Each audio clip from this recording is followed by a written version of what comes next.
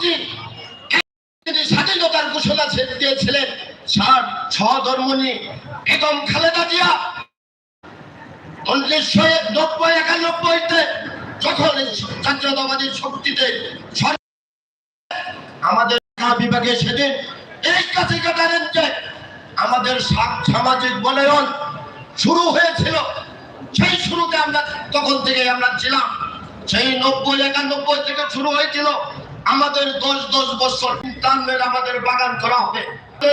বর্ণবিদ্যুৎ দপ্তরে ঢাকা বিভাগের বন কর্মকর্তা প্রথম পক্ষ, আমরা কৃষকরা দ্বিতীয় পক্ষ। এই সব অংশীদারি ভিত্তিতে আমরা 50 ভাগ করে আমরা টাকা বনের পেতেছি।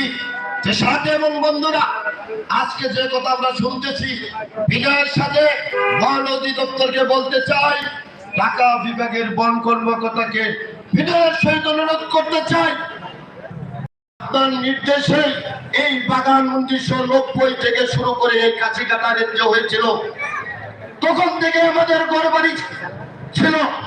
আমরা শুধু সেই ঘরবাড়িগুলা সংস্কার করেছি। আমরা সেই